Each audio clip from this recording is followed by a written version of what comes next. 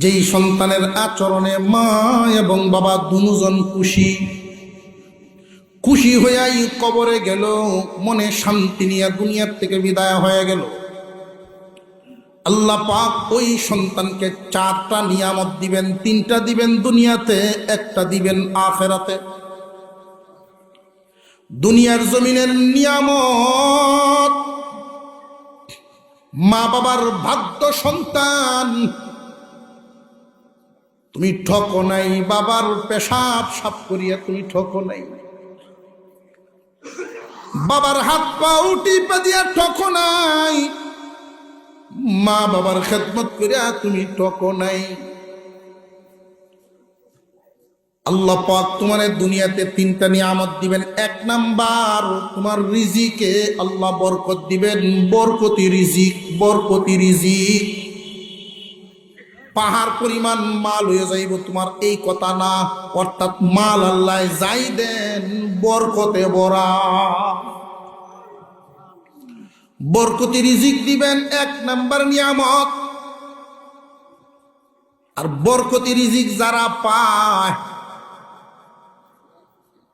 এরা অভাব নামক কোন বস্তুর সাথে জীবনে সাক্ষাৎ হয় না। ফেরেশানি বলতে এদের জীবনে সাক্ষাৎ হয় না, যারা বরকতি মাল পায়া বয় আল্লাহর কাছ থেকে। মা বাবার বাধ্য সন্তানকে 1 নাম্বার নিয়ামত দিবেন মালে বরকত। 2 নাম্বার নিয়ামত, নিজের সন্তানগুলো মানুষের মতো মানুষ বানাইবেন, এই রকম মন দিয়েই আল্লাহ বড় করবেন। কারণ নিজের সন্তানগুলো যখন দেখবো আব্বা ব্যবসার থেকে আইয়াও দাদারে মাথায় তেল লাগায় ঘুম পাড়ায় আয়ার ঘরে আব্বাকে ঘুমাইছে, সন্তান যখন দাঁড়ায় দেখবে তুমি তোমার বাবার জুতাগুলো বাউ করিয়া দেও, তারে কি ওয়াজ করে শিখানি লাগবো না দেখকেই শিক্ষিত? বুঝাইতেছে। আর যদি সে তোমার সামনে দাঁড়ায় দেখে তুমি বাপের সাথে উচ্চ বাচ্চার আলোচনা করো, দমকায়া কথা বলো, তাহলে সেই দিন বেশি দূরে নয় তুমি দমকায়া কথা কইবা, তোমার সন্তান তোমার জন্য লাডি লইব। বুঝাইতেছে?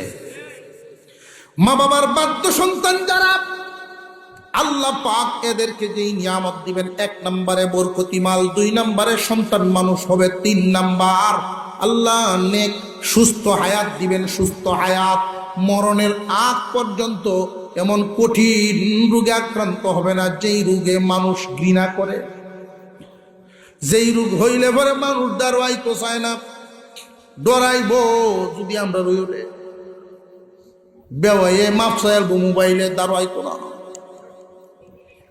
এমনকি মেয়ের জামাই পর্যন্ত, মেয়ের শ্বশুর বাড়ির থেকে মানুষ পর্যন্ত আইতে চাইতো না। ফারা মহল্লা যাদের সাথে জীবনে চলতা, বাড়ির বাইরের থেকে জিগায়া যাইব তোমার দাঁড়ো যেত। আল্লাহ এমন কোন রোগে দিবেন না, চলায়া ফিরায়া সুস্থতার সাথে দুনিয়াতে রাখবেন।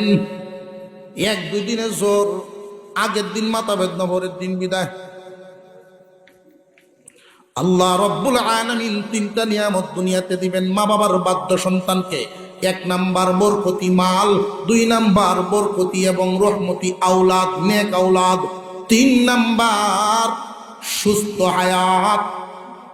দুনিয়া থেকে বিদায় হয়ে গেলে 4 নাম্বার নিয়ামত, মা এবং বাবা যারেই খুশি করে দেও, তুমি যদি এদেরকে খুশি করে কবরে দিবার পারো, জান্নাতের দরজা খোলা, বান্দা মরবা আর জান্নাতে যাইবা। আল্লাহ আমাদেরকে আমলের তৌফিক দেন। আরো জোরে বলেন। সন্তানের যত পাওনা আছে মা বাবার কাছে, সন্তানের যত পাওনা আমরার কাছে আছে, আমরা যদি তাদের পাওনা না দিই, তা আপনার বিবেক বিবেচনা বিচারে কি কয়, তারা বড় হইয়া দিত, আমরা লোনের যোগ্য হইতো না। কথা বুঝে আসতেছে? মা বাবার কাছে সন্তানের পাওনাগুলোর মধ্যে আমি 2টা পাওনা আপনাদেরকে শোনাই। অনেক পাওনা আছে, অনেক। 2টা পাওনা, এগুলো আমরা ঠিক মতো দিচ্ছি কিনা দেখবেন। 1 নাম্বার, বালেগ হওয়ার আগ পর্যন্ত মেয়ে বিয়ে হওয়ার আগ পর্যন্ত যেই বাপে জন্ম দিল সে হালাল খাবার খাওয়াইয়া লালন পালন করবে। এটা সন্তানের ভাবনা মা বাবার কাছে, বাবার কাছে কি পায়। মা বাবার কাছে সন্তানের পাওনা হালাল খাবার খাওয়াইয়া বালেগ পর্যন্ত পৌঁছাইব ছেলেকে, বিয়ে পর্যন্ত পৌঁছাইব মেয়েকে। কিন্তু বাবায় যদি হালাল না খাওয়ায়, সুদের মাল খাওয়ায়, সন্তানের সাথে ইনসাফ করলো না ঠকাইল? সুতরাং সেও ঠকার সম্ভাবনা। এটা কি আর কেউ কামাই না নিজে? 2 নাম্বার, সন্তানের পাওনাগুলোর মধ্যে দ্বিতীয় আর একটা গুরুত্বপূর্ণ পাওনা নুরানি শিক্ষা। 3 বছরের কমপক্ষে নুরানি শিক্ষাটা, যেই শিক্ষার মাধ্যমে পরকাল কামানো শিখা যায়, পরকালের ব্যবসা শিখব। কারণ বড় হইলে এই ব্যবসা শিখার সুযোগ নেই। পরকালের ব্যবসা যদি শিখানি লাগে, যোগ্য বানানো লাগে নুরানি। আগে ভরানি নুরানি, এর ভরে দুনিয়ায় ঘুরানি ঘুরতে তাও। কিন্তু কয়েকজন মা বাবা নিজের হাতে ধরে ছেলে মেয়ে উভয়কে নুরানি শিক্ষাটা দিয়া, এরপরে school, high school, college, varsity, এরপরে যাও। আগে নুরানি ভরিয়া, আগে কলব নুরানি বানায়া, এরপরে ঘুরতে যাও। নাস্তিক হবে না, বেনামাজি হবে না, বদ্দিন হবে না। যেই দিলের ভিতরে কোরআন নাই, রসুল বলেন এটা উজার ঘর, জনমানবহীন ঘরের মতো বহু প্রাণীর বসবাস। শয়তান ধোঁকা দিব, তোমার সাথে বিয়াদবি করবো, কারণ এর ভিতরে কোরআনের নূর তুমিই ঢুকাইছো না। আল্লাহ আমাদেরকে সহি বুঝতেন মানার জন্য বলুন আমিন। আরো জোরে বলেন আমিন।